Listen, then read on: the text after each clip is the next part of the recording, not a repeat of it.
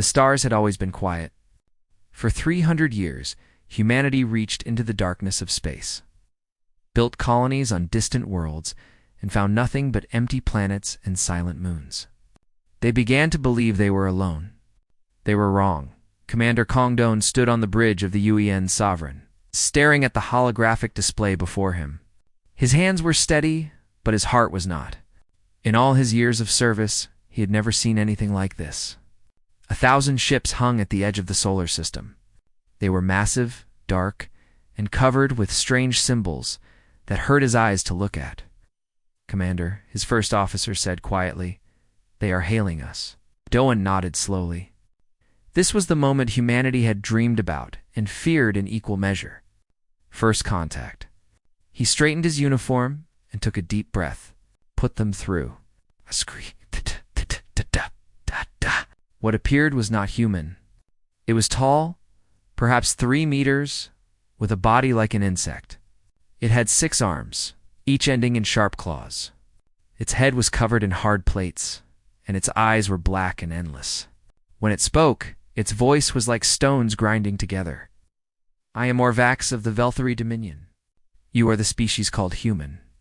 We have been watching you." Ow! Kept his voice calm. "I am Commander Kangduin of the United Earth Navy. We welcome peaceful contact with all species." Orvax made a sound that might have been laughter. It was terrible to hear, like the clicking of 1,000 insects. Peaceful. "You misunderstand, small creature. We have not come for peace. We have come to collect." On Earth, Admiral Yoon Hannah watched the transmission from her command center deep beneath the mountains.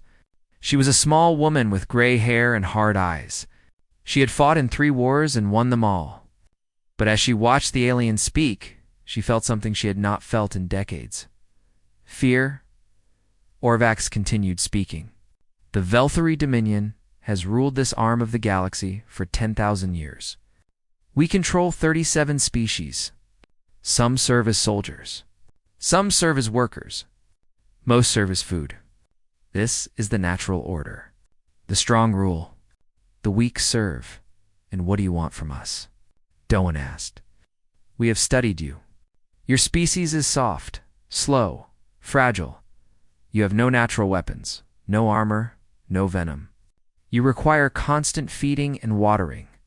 You cannot survive in cold or heat. By our classification system, you are threat level 2. Orvax leaned closer to the screen. "You will make adequate laborers. Perhaps some of you will be kept as curiosities. The rest will be processed for nutrients." Admiral Hannah gripped the edge of her console so hard her knuckles turned white. "Commander." Doan felt something cold settle in his stomach, but his voice did not shake when he spoke. "And if we refuse?" Orvax made that horrible, clicking laugh again. "Refuse? No species refuses? But since you ask, I will show you what happens to those who try." The screen changed. Images began to flow across it. Cities burning. Ships breaking apart in the void. Creatures of all shapes and sizes running, screaming, dying. World after world, species after species, all of them destroyed.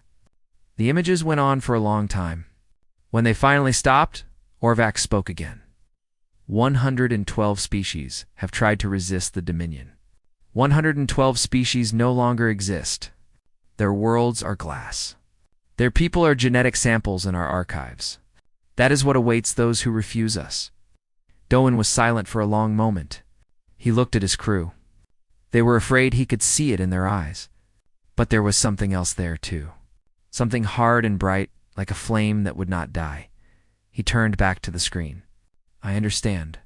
I will need to consult with my government." "You have 1 rotation of your planet," Orvax said. "Then we will come to collect." The screen went dark. Doan immediately opened a private channel to Earth. Admiral Hannah's face appeared, grim and pale. "You saw everything?" he asked. "I saw. They think we are weak, Admiral. They think we will submit like all the others." Hannah nodded slowly. "They do not know us." "No, they do not." For the next 20 hours, humanity argued. The United Earth Council gathered an emergency session. Some wanted to surrender. They had seen the images. They knew what the Dominion could do. Better to live as slaves than die as corpses, they said. But others refused. They spoke of history. They spoke of all the times humanity had faced extinction and survived. Ice ages, plagues, wars that burned half the world. Every time humanity had been knocked down. Every time humanity had stood back up, Admiral Hannah addressed the council. Her voice was quiet, but steady. They called us soft. They called us weak. They have made a terrible mistake. We are the species that hunted mammoths with pointed sticks. We are the species that crossed oceans in wooden boats. We are the species that split the atom and walked on the moon. We do not surrender. We do not submit. We fight. The vote was called. It was not unanimous, but it was close enough. 147 nations voted yes. 12 voted no. Earth had made its choice. Admiral Hannah opened a channel to the Velthary fleet. Orvax appeared on screen, his black eyes gleaming with what might have been amusement. Have you made your decision, little creatures? Hannah smiled. It was not a friendly smile. We have. Then you will begin the process of submission. Lower your defenses. Prepare your population for transport. Any resistance will be met with, "We are not submitting," Hannah said. Orvax paused. His head tilted to one side. I do not understand. Then let me be clear. Hannah leaned forward. The United Earth government has voted. We reject your ultimatum. We reject your authority. We reject your so-called natural order. You came here expecting cattle. You found something else. And what is that? Orvax asked. Hannah's eyes were cold as the void between stars. War. Humanity declares war on the Velthary Dominion. Come and take us if you can. But know this, we will not go quietly. We will make you bleed for every inch. We will make you pay for every life. And when the galaxy speaks of this day, they will remember that humanity did not bow. Orvax stared at her for a long moment. Then he made that clicking sound again. Interesting. In 10,000 years, no species has ever declared war on us. You will be a fascinating addition to our extinction archives. The transmission ended. Admiral Hannah turned to her staff. Sound the alarm. Every ship, every soldier, every weapon we have. The war for humanity begins now. Across the Earth, across the colonies, across all the worlds where humans lived, the call went out.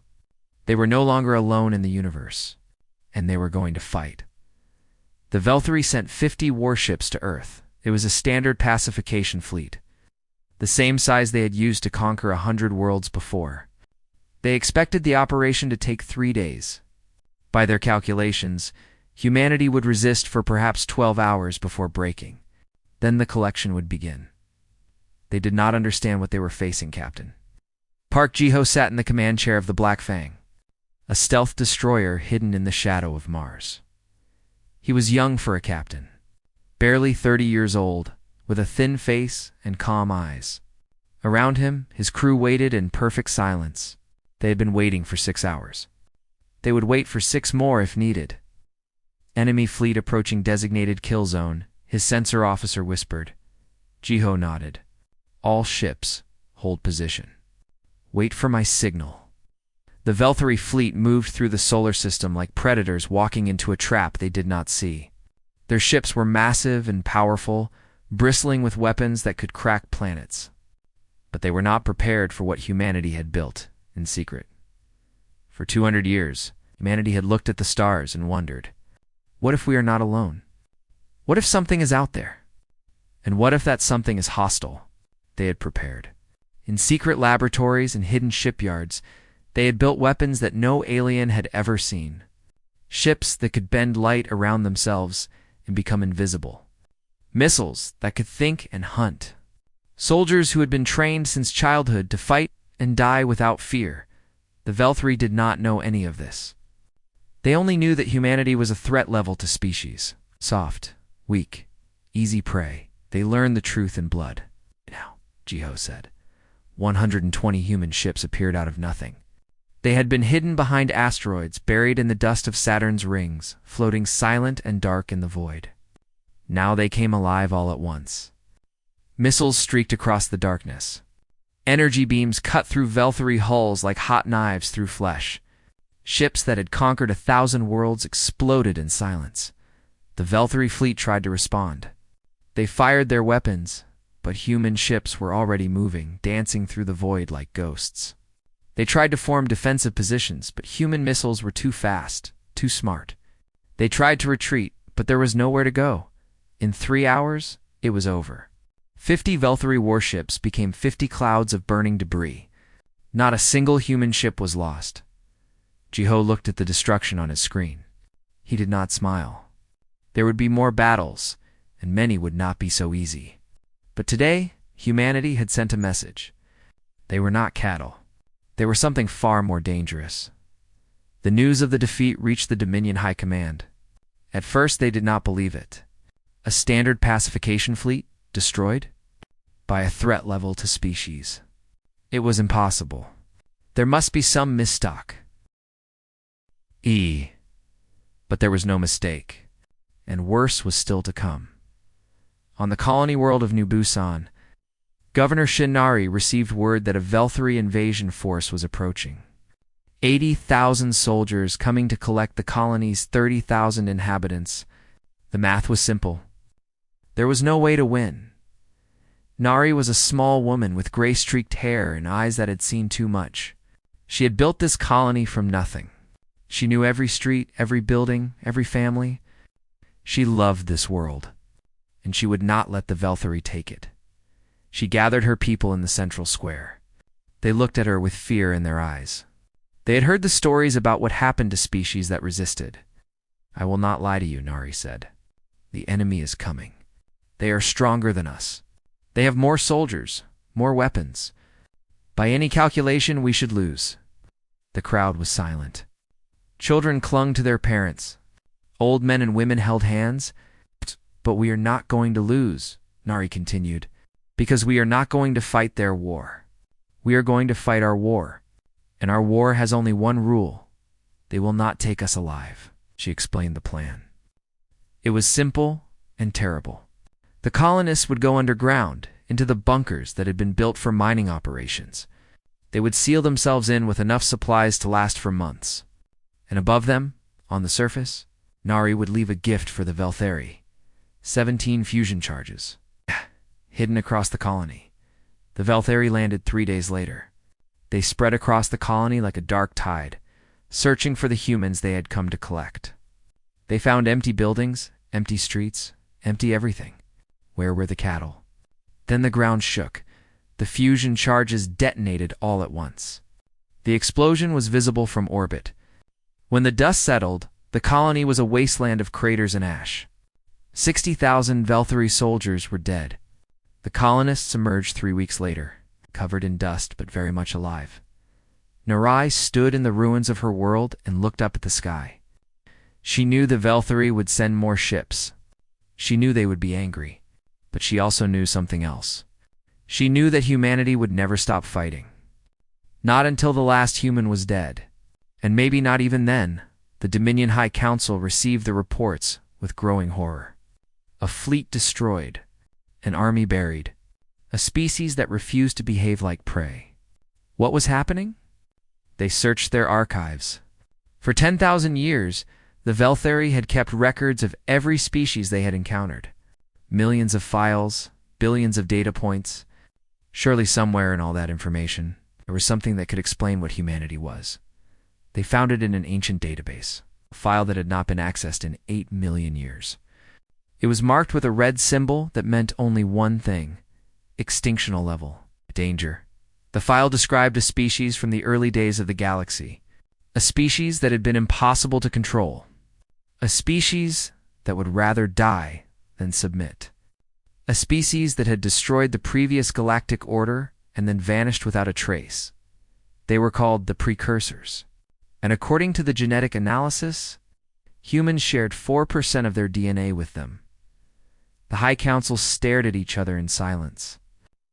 For the first time in 10,000 years, They felt something they had forgotten existed: fear or Vax.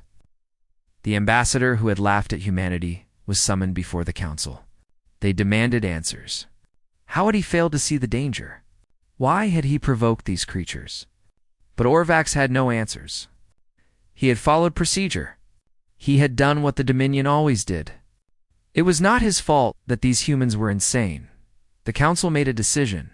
If 50 ships could not defeat humanity, they would send 500. If 500 failed, they would send 5,000. They would crush these creatures if it took every resource in the Dominion. But deep in their hearts, in a place they did not like to look, they knew the truth. They had made a terrible mistake. They had awakened something ancient and terrible, and now it was coming for them. For 6 months, humanity had been defending. Now it was time to attack. General Beek Suhan stood before the largest fleet ever assembled by human hands. 3,000 warships carrying 2 million soldiers ready to strike into the heart of Dominion space. He was an old man with white hair and a face like carved stone. He had fought his whole life. He was ready to fight a little more. "The enemy believes we are weak," he said to his commanders. "They believe we are soft. They have called us cattle and prey and meat. It is time to show them what meat can do." The fleet jumped into hyperspace. When they emerged, they were in Velthari territory for the first time. The war had come to them. Suhan's strategy was simple. He did not want to simply defeat the Dominion. He wanted to terrify them. He wanted them to see human soldiers and run. He wanted them to hear human ships and hide. He wanted to break their spirit so completely that they would never threaten Earth again.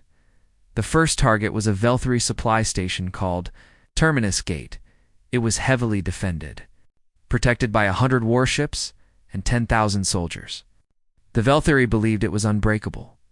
Human soldiers landed on the station in drop pods, burning through the atmosphere like falling stars. They hit the ground running and did not stop. The Velthari fought back, but they had never faced anything like this. Human soldiers took wounds that would have killed any other species and kept fighting. They fought in zero gravity. They fought in toxic atmospheres. They fought in temperatures that would freeze alien blood solid. They could not be stopped. Within 12 hours, Terminus Gate had fallen. The human flag flew over its broken towers. And across the galaxy, other species began to hear stories. Stories about creatures that would not die. Creatures that laughed at death and danced in the fire. They called them the Undying. The war continued. Human fleets struck at Dominion worlds again and again, appearing without warning, destroying everything and vanishing before reinforcements could arrive. They freed slave species wherever they found them. They burned military bases to ash. They made the Velthari feel, for the first time in their long history, like prey. On the fortress moon of Keth Prime, the Velthari made their stand. It was their strongest position in the sector, a mountain of steel and stone bristling with weapons. 50,000 warriors defended it. They were certain that not even the Undying could break through. Lieutenant Choi Minji was 26 years old. She had grown up on Earth in a small town near the sea. She had joined the military because she wanted to see the stars. Now she stood on an alien moon, surrounded by enemies. With 47 soldiers under her command, their mission was to hold a critical choke point, a narrow passage that connected to sections of the fortress. If the Velthari broke through here, they could flank the main human force. It could not be allowed to happen. The Velthari came in waves. First, 100, then 300, then 1,000. Minji's soldiers fought them back every time. They ran out of missiles and used grenades. They ran out of grenades and used rifles. They ran out of rifle ammunition and used pistols. They ran out of pistol ammunition and used knives. The battle lasted 19 hours. 19 hours of constant fighting, without rest, without relief. Soldiers fell around Minji one by one, friends she had known for years. People who had shared her meals and her dreams. They died, and she kept fighting. When reinforcements finally arrived, they found something they would never forget. The passage was filled with bodies. Thousands of Velthari, piled like mountains, covering the floor and the walls and everything else. And in the middle of it all, standing on top of the dead, was Minji. Her armor was broken. Her arm was shattered. She had 3 bullets left in her pistol. But she was still standing. Still fighting? Still alive? The soldiers who found her fell to their knees. Not in fear, but in awe. This was what humanity could do. This was what humans were. Mingi became a legend. The Velthari spoke her name in whispers. Slave species painted her face on walls. She was proof that the Dominion could be defeated. She was hope made flesh. The war was turning. But it was not just human strength that was winning. It was human mercy. Wherever human soldiers went, they did something the Velthari never expected. They freed the slaves. Species that had served the Dominion for thousands of years suddenly found themselves unchained. Human soldiers gave them food, medicine, and something even more precious: weapons. "Join us," the humans said. "Fight with us. Be free." Many did. The Quarren, water dwellers, who had been harvested for their glowing organs, rose up against their masters. The Theric gentle giants, who had worked in Dominion mines, broke their chains and turned on their guards. The Fenari, small and clever, used their knowledge of Dominion systems to sabotage everything they could reach. The rebellion spread like fire. Worlds that had been loyal to the Dominion for millennia now flew the flag of freedom. The Velthari were losing control, and they did not know how to stop it. Orvax requested a meeting with Admiral Yunhana. It was conducted by hologram, across thousands of light years. The ambassador, who had once laughed at humanity, now looked old and tired. His black eyes had lost their gleam. "What are you?" he asked.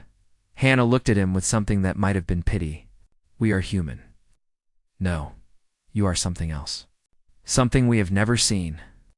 You take wounds that would kill us and keep fighting. You face death and smile. You lose battles and come back stronger. What are you?" Hannah was quiet for a moment. Then she spoke, and her voice was soft but hard, like iron wrapped in silk. "We are the species that evolved on a death world. Everything on our planet tried to kill us, from the smallest disease to the largest predator. We survived by being tougher than everything else, by refusing to die no matter how many times the universe tried to kill us. You looked at us and saw soft skin and fragile bones. You did not see what was underneath. And what is that?" Hannah smiled. It was the smile of a hunter who has finally cornered her prey. A will that cannot be broken. A spirit that cannot be crushed. We have been fighting since we crawled out of the mud, Orvax, fighting the cold, fighting the heat, fighting disease and famine and war, fighting each other. We are very, very good at fighting, and we never, ever stop. Orvax stared at her for a long moment. Then he asked the question that had been burning in his mind since the war began. "What do you want? What will it take to end this?" Hannah's smile faded. Her eyes became cold. "We want freedom. Not just for us, but for everyone. Every species you have enslaved. Every world you have conquered. Every soul you have claimed as property. You will release them all. You will pay for your crimes. And you will never threaten anyone again. It's impossible. The Dominion cannot." "Then the Dominion will fall," Hannah said simply, "and we will build something better on its ashes." The transmission ended. Orvax sat alone in the darkness, and for the first time in his long life, he understood fear. The Undying were coming, and nothing could stop them. Humanity had proven it could fight. Now it needed to prove it could lead. Ambassador Libora was not a soldier. She had never fired a weapon, or worn armor, or watched a friend die in battle. But she was about to fight the most important battle of the war, and she would fight it with words. She stood before the Assembly of Free Peoples, a gathering of representatives from 23 species that humanity had liberated from Dominion control. They met on a neutral station, far from the front lines, in a chamber that had been designed to hold creatures of all shapes and sizes. There were beings that floated in water tanks, beings that clung to the ceiling on sticky feet, beings so small they needed magnification screens to be seen. Being so large, they filled entire corners of the room. They had all been slaves. Now they were free. But freedom, Bora knew, was not enough. They needed unity. They needed purpose. They needed to become something greater than the sum of their parts. The Koran speaker rose first. She was a beautiful creature, her translucent body filled with soft blue light. But her voice was cold. "Why should we follow humanity?" she asked. "You are newcomers to this galaxy. You have been here for less than a single generation. We have suffered under the Dominion for 10,000 years. What makes you worthy to lead?" Murmurs of agreement rippled through the chamber. Bora had expected this. She took a breath and began to speak. "You are right. We are young. We are new. We have not suffered as you have suffered. But perhaps that is why we can lead. We do not carry the weight of 10,000 years of slavery. We do not remember a time before freedom. For us, freedom is not a dream. It is the only way we know how to live." She looked around the chamber, meeting eyes and lenses and sensors of every kind. "I will not lie to you. Humanity is not perfect. We have made terrible mistakes. We have hurt each other in ways that shame us even now. But we have also learned. We have learned that strength without mercy is tyranny. We have learned that power without justice is cruelty. We have learned that the measure of a species is not how it treats its equals, but how it treats those who have no power at all." The etheric representative, a massive creature with gray skin and gentle eyes, rumbled a question. "And what will you do with power if we give it to you?" Bora smiled. "We will give it back. This is not about humanity ruling the galaxy. This is about building a galaxy where no one rules, where every species is equal, where slavery and conquest are remembered only as dark chapters in a closed book." "Fine words," the Koran speaker said. "But words are easy. Actions are hard. How do we know you will keep your promises?" "You don't," Bora admitted. "Trust must be earned. We know that. So we offer you this. Join us as partners, not as followers. Every decision will be made together. Every strategy will be approved by all. If humanity ever betrays this alliance, you will have the right to leave. We ask only for a chance to prove ourselves." The debate continued for hours. Some species were eager to join. They had seen what human soldiers could do, and they wanted that strength on their side. Others were suspicious. They had been betrayed too many times to trust easily. A few were openly hostile, believing that all powerful species eventually became tyrants. But in the end, the vote was held. 20 species voted to join the coalition. 3 abstained. None voted against. Bora felt tears in her eyes as the result was announced. This was it. The moment everything changed. Humanity was no longer alone. The coalition of free peoples was born. While Bora built alliances, the war continued. Commander Kang Doan, now promoted to Fleet Admiral, led the combined forces of the coalition toward the heart of Dominion space. His fleet had grown to 10,000 ships, crewed by soldiers from 24 species. They were the largest military force the galaxy had ever seen. But Doan knew it would not be easy. The Velthari were retreating, pulling back to their homeworld. They were gathering every ship, every soldier, every weapon they had. They were preparing for a final stand. And they had something else. Something ancient and terrible. Intelligence reports spoke of a weapon called the Godbreaker. It was a precursor device, discovered in a dead system millions of years ago.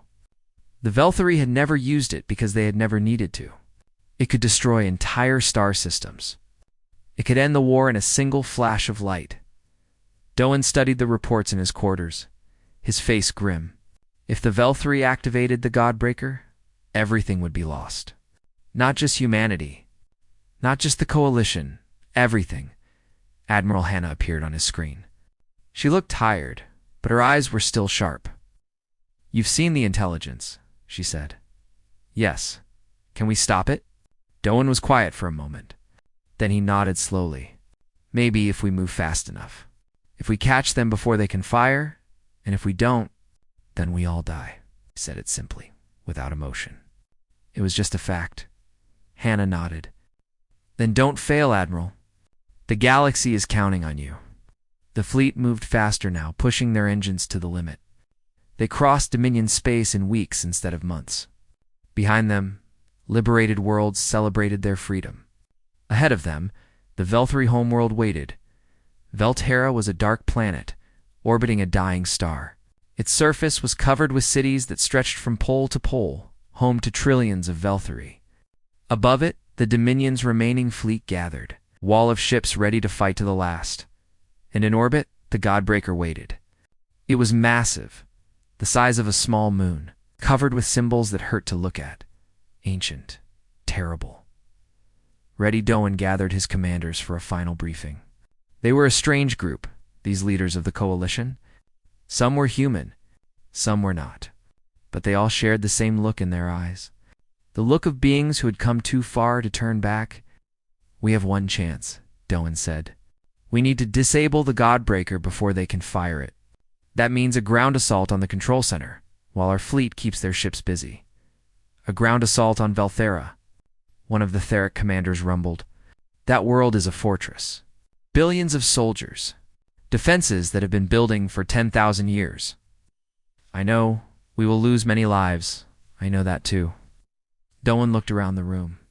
"But if we don't try, we lose everything. Every world we've freed. Every species we've saved. Every dream of a better galaxy. The Velthari will burn it all rather than let it go." Silence fell. Then, one by one, the commanders nodded. They understood. This was the moment everything came down to. Victory or extinction? Duhan stood. "Then let's end this. For Earth, for the Coalition, for every species that has ever been called prey, today we show the galaxy what free beings can do." The fleet moved forward. The final battle was about to begin, and somewhere on Velthera, in a bunker deep beneath the surface, Orvax watched the human ships approach. His claw hovered over the activation switch for the Godbreaker. He would not let humanity win. He would not let the Dominion fall if he could not rule the galaxy. He would destroy it. The Battle of Velthora began with fire. 10,000 Coalition ships crashed against the Dominion's last fleet like waves against a mountain. The sky above the Velthari homeworld burned with explosions. Ships died by the hundreds on both sides. It was the largest battle in the history of the galaxy, and everyone knew that only one side would survive. Admiral Doan stood on the bridge of his flagship, watching the carnage unfold. His face was calm, but his heart ached with every ship that vanished from his display. Each one was 1,000 souls. Each one was 1,000 families that would never see their loved ones again. But he could not stop. He could not turn back. The Godbreaker was powering up, its ancient engines glowing with terrible light. If it fired, everything would end. "And all ground forces, begin deployment," he ordered. "We need soldiers on that planet now." Dropships fell from the Coalition fleet like rain. They punched through the Velthari atmosphere, dodging missiles and energy beams. Carrying the soldiers who would decide the fate of the galaxy, many did not make it. They burned in the atmosphere, or exploded in midair, or crashed into the ground at killing speed. But enough made it through, enough to fight. Sergeant Yuhaon was one of them. He hit the ground running, his squad right behind him. Around them, the surface of Velthera was chaos. Buildings burned. Soldiers fought in every street. The air was filled with the sound of weapons and the screams of the dying. Their mission was simple: reach the Godbreaker's control center and shut it down. The distance was 12 kilometers. Between them and their target were approximately 1 million Velthari soldiers. Hion did not hesitate. "Move," he said. And they moved. The fighting was brutal. The Velthari fought with the desperation of beings who knew they were losing. They came in waves, endless waves, throwing themselves at the human soldiers with claws and weapons in sheer numbers. For every one that fell, 2 more took its place. Heen's squad pushed forward meter by meter. They lost soldiers at every corner. Every building was a fortress. Every street was a killing ground. But they did not stop. They could not stop. Hion had been a soldier for 15 years. He had fought in more battles than he could count. He had watched friends die and enemies die and civilians die. He had seen the worst that the galaxy had to offer, but he had never seen anything like this. The Velthari were not just fighting to win. They were fighting to exist, and that made them more dangerous than anything he had ever faced. By the time they reached the control center, Hune had lost half his squad. The survivors were wounded, exhausted, running on nothing but willpower. But they had made it. The control center was a massive building, shaped like a claw reaching toward the sky. It was the heart of the Godbreaker, the place where a single command could destroy entire star systems. And it was defended by the last of the Velthari elite guard. Hune looked at his remaining soldiers. "This is it," he said. "Everything we fought for comes down to this. If we fail, humanity dies. The Coalition dies. Every species that has ever dreamed of freedom dies. So we are not going to fail." They attacked. The fighting inside the control center was close and terrible. Hune's soldiers fell one by one, but they took dozens of Velthari with them. They pushed through corridors filled with bodies.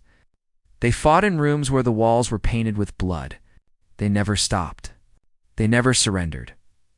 When Hune finally reached the central chamber, he was alone. Orvax was waiting for him. The ambassador stood before the main console, its claw hovering over the activation switch. The Godbreaker was fully powered now. One touch, and it would fire. One touch, and the war would end in extinction, Sergeant Orvax said. His voice was calm, almost friendly. "You have come far, further than any prey species has ever come. I am impressed." Hune raised his weapon. His hands were steady, even though he was bleeding from a dozen wounds. "Step away from the console." "Why? So you can destroy everything we have built? So you can tear down 10,000 years of order?" Orvax shook his head. "You do not understand, human. The Dominion is not just an empire. It is the natural state of the galaxy. The strong rule. The weak serve.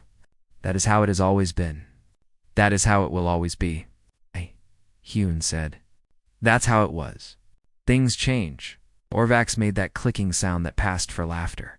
"Change? You think you can change the nature of the universe? You are even more foolish than I thought. Look at yourself. You are dying. Your species is young and weak. You cannot even survive on most worlds without artificial help. What makes you think you can challenge the order of things?" Hune looked at him with ancient eyes, the same eyes that had watched predators from the darkness of caves, the same eyes that had seen empires rise and fall, the same eyes that had looked at the stars and refused to accept that they were out of reach. "You're right," he said quietly. "We came from nothing. We had nothing. We were prey for everything, from the cold to the heat to the beasts that hunted us. But we survived. We always survive. And you want to know why?" He stepped forward, his weapon still raised. "Because we never stop fighting. Not when we're tired. Not when we're hurt. Not when everyone tells us we can't win. We fight because it's who we are. We fight because the alternative is dying on our knees. And we would rather die standing than live bowing to creatures like you." Orvax's claw moved toward the switch. "Then die standing, human. You and everyone you love." Hune fired. The bullet hit Orvax between the eyes. The ambassador fell, his claw missing the switch by centimeters. He hit the ground with a sound like breaking glass, his black eyes going dim. Hune walked to the console. His vision was blurring. He had lost too much blood. But he could still see the deactivation sequence. He could still move his fingers. He entered the code. The Godbreaker powered down. Its ancient engines went silent. The threat was over. Hune collapsed beside the body of his enemy. Outside, he could hear the sounds of the battle changing. The Velthari, seeing their last hope destroyed, were beginning to surrender. The war was ending. He smiled, blood on his lips. "We did it," he whispered. "We actually did it." And his eyes closed and everything went dark. He woke up 3 weeks later in a hospital ship orbiting Earth. The doctors told him he had died twice on the operating table. His heart had stopped, his brain had flatlined, and by all medical logic, he should have stayed dead. But he hadn't, because humans never knew when to quit. The war was over. The Dominion had fallen. Across the galaxy, trillions of beings were celebrating their freedom. And at the center of it all, humanity stood proud. The coalition of free peoples became the Galactic Compact, a union of equals where no species ruled and no species served. Ambassador Lee Bora was elected its first chancellor. She spent her days building bridges between species that had been enemies for millennia, teaching them how to live together in peace, Admiral. Doan retired to a small farm on New Busan. Governor Shinari joined him there, and they married under a sky that had once burned with war. They did not speak often of the battles they had fought. Some memories were too heavy for words. Lieutenant Choi Mingi became the most decorated soldier in human history. She spent her remaining years training the next generation of warriors, teaching them not just how to fight, but when to fight and why.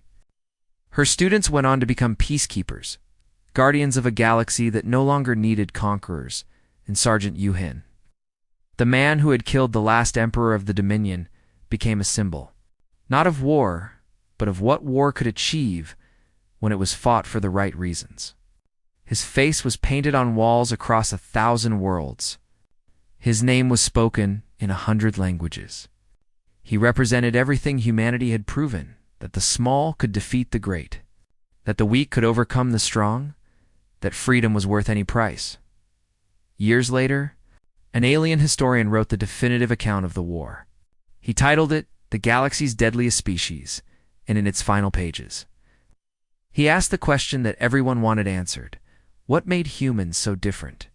What allowed them to do what no other species had ever done?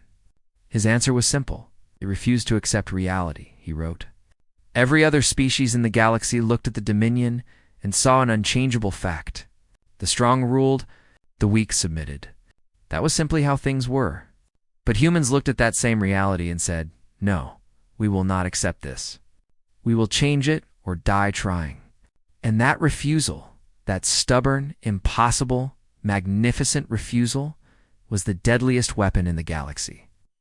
Across the cosmos, in 1,000 languages, children learned the story of the undying, the species that should have been cattle, the species that should have been prey, the species that looked at the masters of the galaxy and said, we are not afraid of you, humanity, the galaxy's deadliest species, and they were just getting started.